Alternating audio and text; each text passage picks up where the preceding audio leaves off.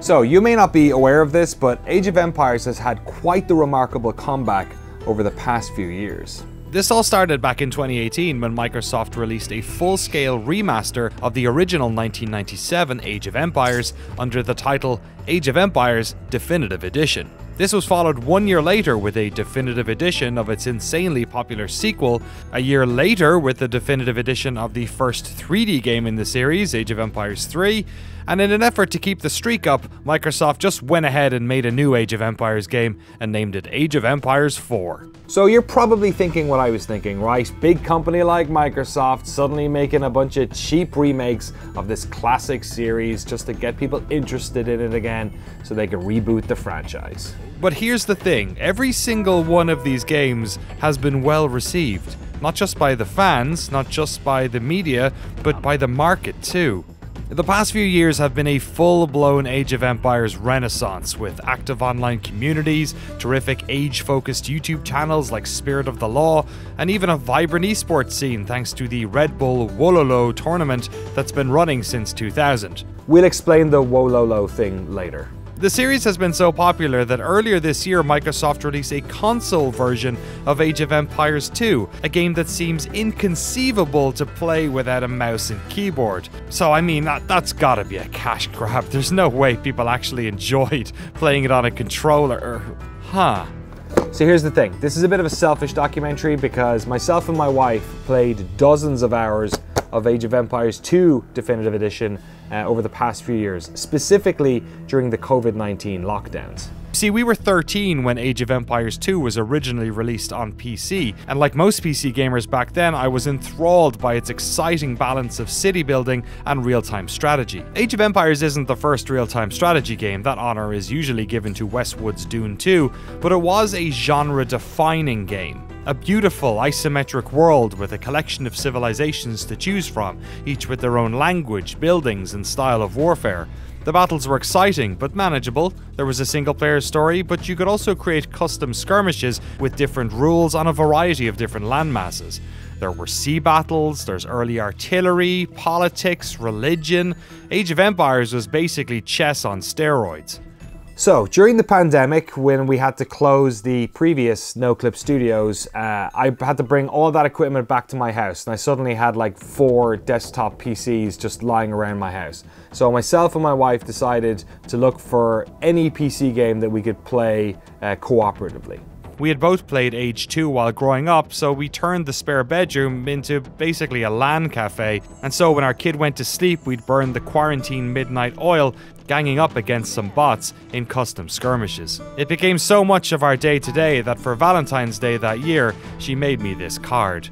Again, sorry, if you're not getting the Wololo thing, don't worry, we'll cover it later. So today we're going to dive into the resurrection of Age of Empires by talking to 2 of the folks at the studio that Microsoft spun up to helm this effort. Earnest Yuen, executive producer at World's Edge, and Adam Isgreen, senior creative director at World's Edge. But before we dive into the nitty-gritty, I wanted to ask them where the decision to remake the first 3 games came from. You see, it's not like you couldn't play Age of Empires until these definitive editions came out. An HD remake of AoE 2 had been on Steam since 2013, and a version of Age 3 had been available on Steam since 2007. Why did they think people wanted these new versions, and why is it they made the decision to remake all 3?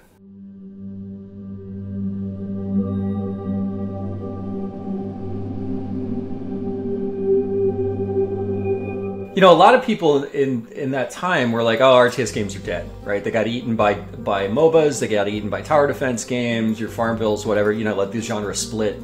And when we put the catalog up, the crazy thing is that we're like, wait, people are engaging with this, like with long sessions, and more people keep coming to the title. And we really were like, well, wait, maybe RTS isn't dead. Like, what could we do here? And I think that was that plus what we wanted to do with Age 4 when they're like, hey, if we made a new Age game, what would we do? I think that all contributed to us being like, boy, these games are in kind of rough shape. Can we preserve them better? Can we do a better job with networking? I mean, there's some hoops people have to jump through, right, to play them. Can we make that better? And you know, that kind of started the whole conversation towards what definitive editions became. I would say like it started about just over 5 years ago is when we start doing it. We kind of like did it in parallel when the Age of Empires 4 project was like being discussed and then we say like, hey, you know what would be awesome is we have a chance to actually bring all the original Age of Empires back as well. So by the time Age 4 comes out, then everyone already like have the chance to recently replay all the awesome Age of Empires games. We want to make all the Age fans happy. So that's why when we signed the project, we got approval to do all of them. One was never actually re-released. So when we re-released Definitive Edition, that was the first time that we bring it back. But in terms of production, we did do 1 first, and then go to 2, and then 3 started in parallel as well. So, but the idea is like, hey, let's learn how to do real-time strategy games the right way again. You could almost say that Age 1 is like the national game of Vietnam. It's almost like StarCraft is for Korea. It's crazy, but they only play Age 1. Like, they're not really into Age 2. And then yet Age 2 has, you know, surpassed a lot of people because I think of just how globally accessible it is, right? It's just like there's hey, one of your nation or a previous nation that became your nation is in that game somewhere, right? Every one of them just has such a unique player base, and I think that's because each game kind of has its own rhythm to it and its own pacing, and people have fallen in love with the unique shtick of each one. So it's funny when you say like, oh, did one replace the other? No, they never did. Yeah, Age of Empires 1 was special for that reason. It really lay a lot of foundation work on how to redo all the art, how to like really build a game across different regions of the world at the same time, get all the like really, really smart people together that are passionate about Age of Empires to work together on the projects. We set up a whole studio for Age of Empires, like literally, that's what we did. We have all these wonderful sister studio partners that work with us, right? Tantalus, Forgotten Empires, Relic, just to name a few, and they all end up working in different aspects on pretty much every Age of Empires game because they all have such unique strengths that they all get pulled in at some point. It's like, it starts, well, it's just gonna be Relic, and it is for a while, and then it's like, hey, Forgotten Empires, can you come in and help us with some tuning? And like, oh, hey, can you do this part of the code over here that we... Yeah, it's a big family.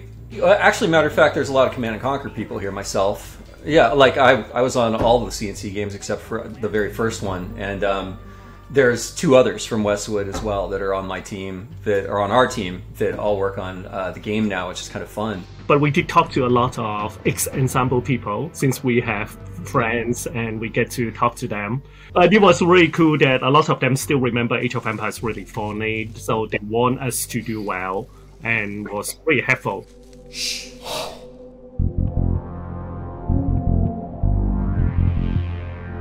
We actually learned a lot of things from 1. So for 1, the project itself, we definitely like try to bring up the quality of life. We added a new user interface so you can actually tell what's going on. We actually try running the original code as is, and the pixels are so big that you can't actually see it anymore. It is amazing.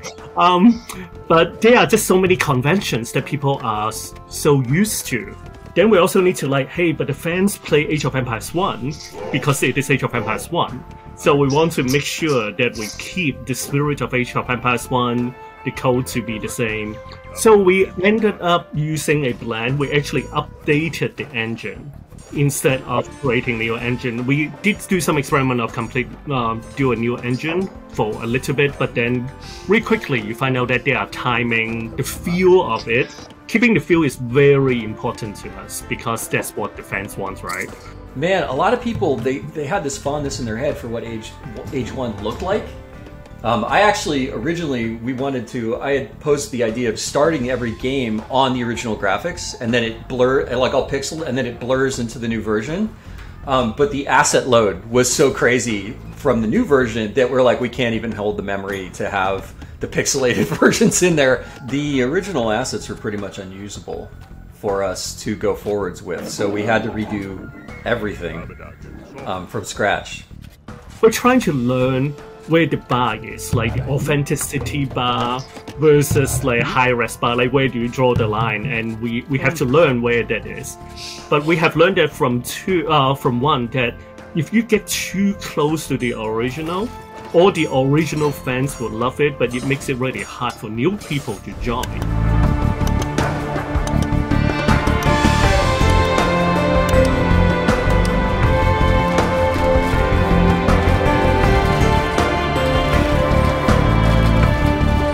So for 2, we set up one of our goals we actually write on the whiteboard. That's like, we want to build the Age of Empires 2 you remember, not the reality that you see. You know, fortunately, given the size of the game and given the zooms, there was certain, that put some restrictions on how big they had to be, how detailed they had to be. So it made the modeling a little simpler, but to get to 4K assets, everything had to be redone. All the animations, all of the states, every single sprite rotation, right, that we have to do, creating 3D assets of them, because it's just easier to animate them quickly, right, instead of having to draw all the, because you'd have to do keyframes and then do all the tweens, and like if you're doing classical animation.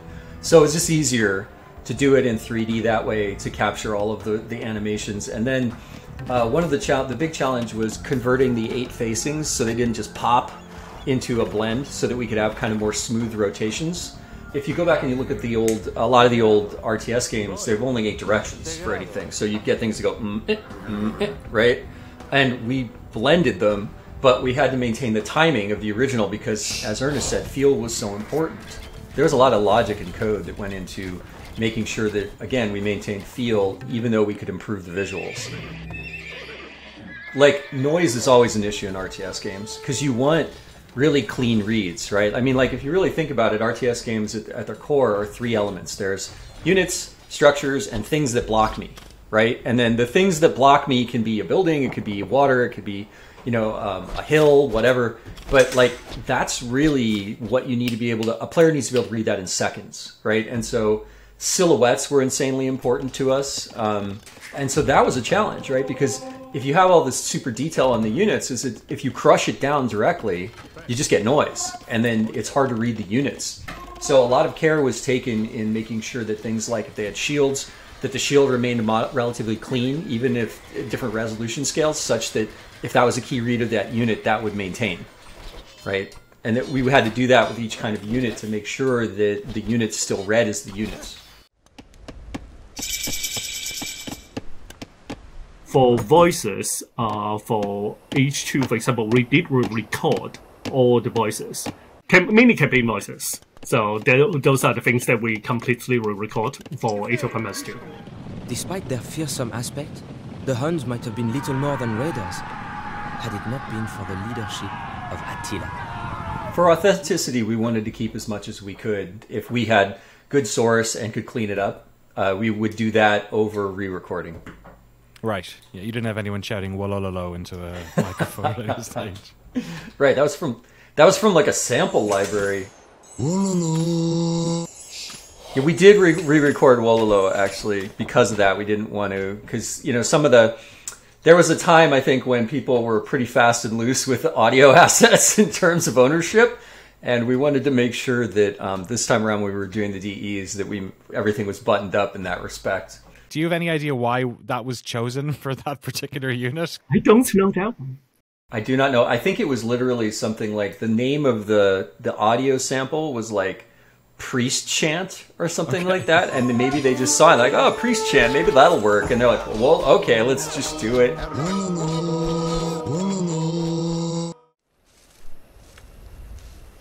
Every Definitive Edition game, we reached out to the communities that were holding those games up. I mean, a lot of these games were maintained by the community for years and years and years without us being involved at all.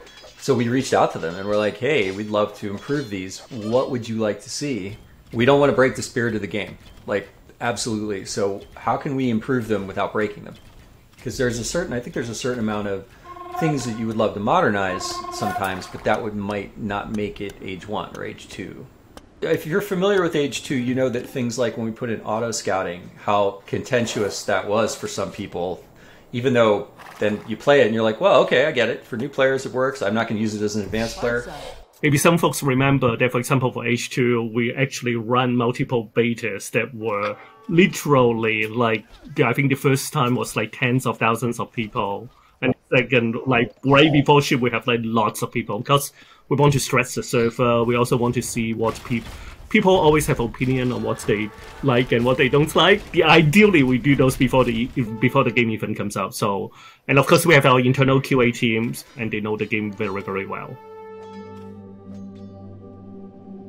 So for years, real-time strategy developers have tried to make their PC games work on consoles, and we've had mixed results. Some of the better examples are games that were developed from the ground up for consoles, but that wasn't really an option here. Console players wanted to play Age of Empires after all, not some reduced version. And that's what makes the console version of Age of Empires 2 so interesting. You see, the various teams working alongside World's Edge made some fairly significant changes to the game to get it to flow properly on consoles.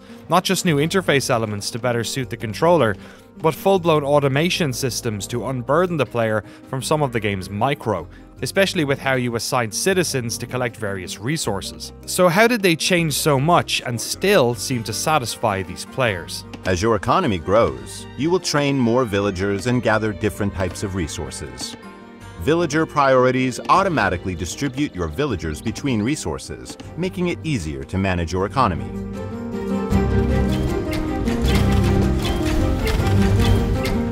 So when we first start being part of the Xbox organization, we did talk about like, hey, do we need to do an Xbox version as well? But luckily, our boss, Shannon Loftus at the time, say like, no, concentrate, make the best PC game that you guys can. And we have space to really focus on the PC version. And that's what we did. We spent all our resources to make sure like we get the best games out possible. So I've made, over the years, I think I've made 4 console RTSs, starting with Red Alert on the PlayStation and then going through the years. And my previous one was Universe at War, right, by us, that Sega put out. And so there's been a history of us kind of working on them and trying to think through them. The big thing is it's just the fundamental difference of a mouse is a precision instrument. It's like I click this thing, I click it over here. I'm making very precision-y kind of movements, right, where a controller is like I drive. I move a camera, I move a unit, like I do something direct. And it's really hard to make the two of those work together.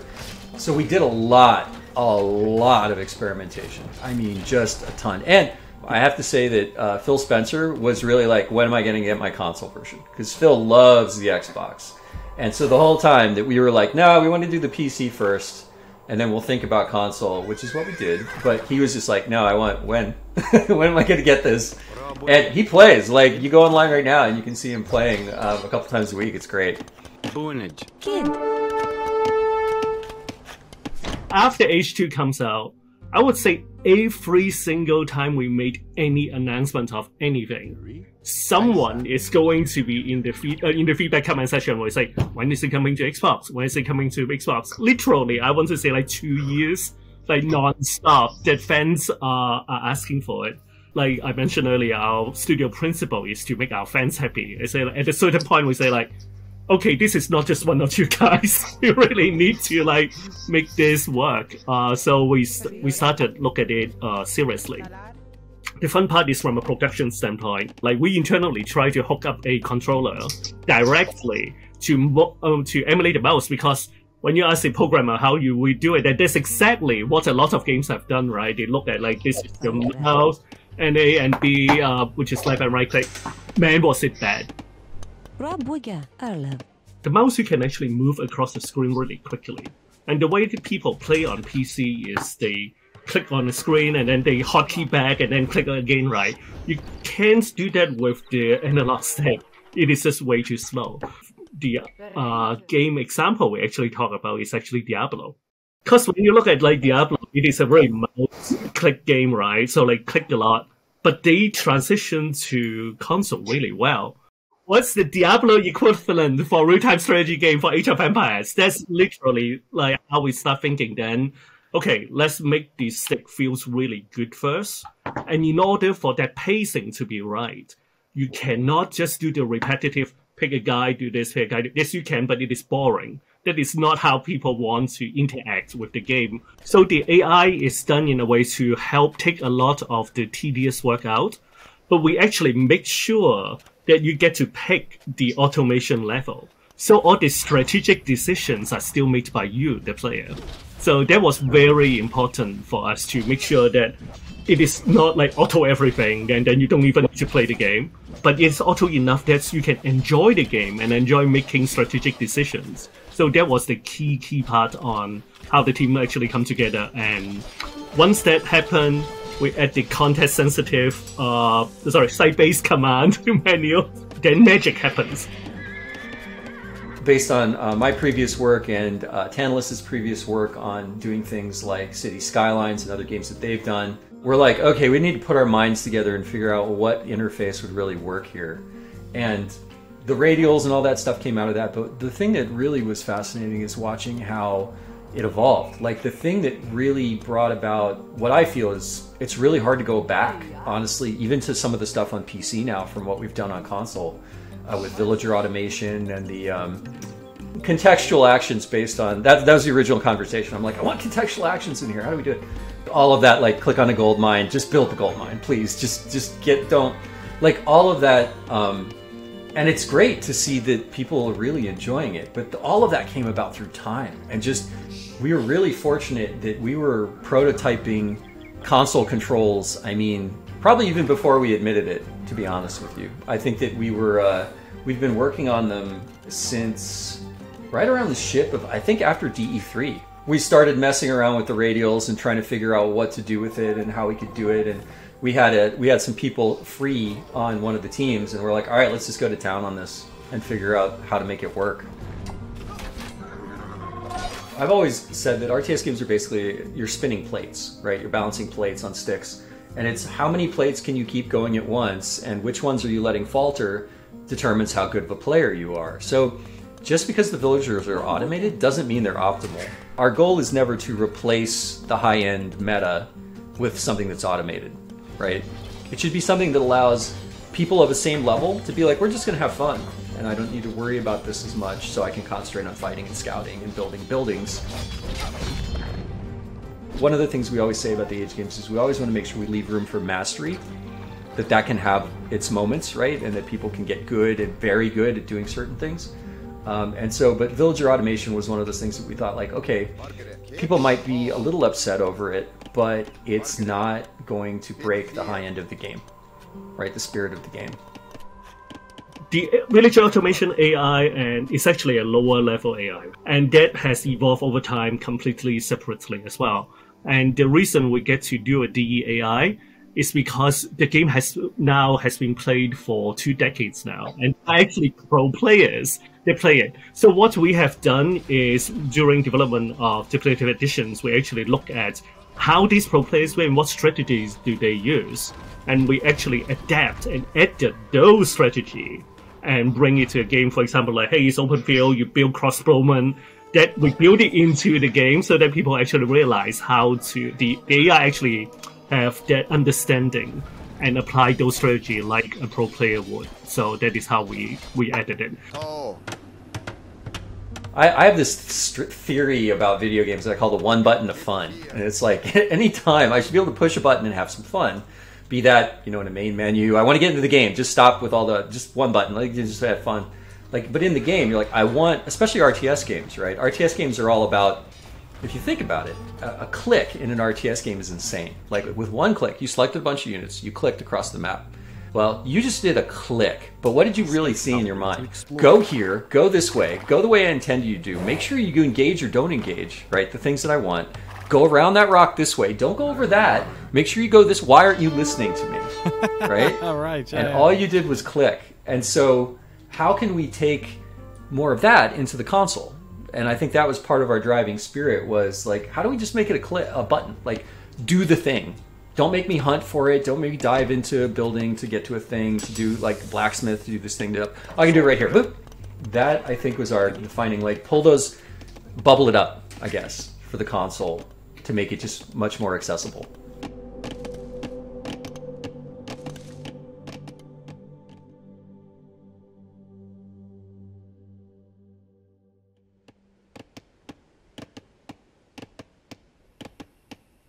It's actually good that we did them one at a time, because we would find a feature that we would love, right? Or we would experiment and say, oh, let's try putting this in. And it would be so great. We're like, well, it has to go in all the DEs now. And then we'd have to figure out how to move that feature across the games, given all the different engines and the different tech. But it's been fun. It's been a fun journey of like learning and leapfrogging all of those DEs in order to create kind of the package, right? It's been great. Just the features, you know, as we kind of leapfrog features, like, you know, we put Art of War in because I really wanted to help people learn how to play RTS games. And then we're like, this is so good, it has to go in all the games. And so then it ended up in 3 and 4. And now, you know, what's the myth version of Art of War? Well, we got to figure that out. You know, how do we manifest that? Things like villager automation and context. Do we have that show up now from now on? Like, is that just part of the game? We got to talk about that. And like, how do we bring that alive if we want to across all the games? And like, what do we do with it? So it's been great. Like, a lot of the learnings and everything that we take from every game, we're just going to roll forward with and keep evolving. The English pretensions in Scotland are surely at an end. The forces of Wallace are triumphant. I think that a lot of the sentiment got to people, right? About like, oh, you know, this is long in the tooth. RTS really did have a heyday, and the industry is very cyclical, I guess is the way to put it, right? Where something will come up and come down and come up and come down. There's a time for racers, there's a time for shooters, you know, what the really hot thing is. And I think the great thing is that RTS never really went away completely, but it did wane in terms of being in the public eye. I think everyone was waiting for someone to take a bet on a big game again, a big RTS game, and that's what, you know, we did with Age 4. And now it's honestly, it's kind of delightful to see that, you know, we've got, what, 3 splinter companies from Blizzard that are all working on RTS games of different types, right? Everyone was just waiting for someone to take that, like, hey, this can be quality and look, it can be successful. And then everybody else was ready to dive in. See? Age of Empires 2 is now a generation game. So there are literally people who now have their own kids that they try to play with. So we want to make sure you get to someone, maybe one person play on the console and the other person play on the PC, and they can play with each other. When we do something, we go all out. We're very happy with how the games turn out. Hopefully the fans will continue to support us. And we listen to the fans, so keep telling us what they like, what they don't like, and we want to keep building Age of Empires more and more.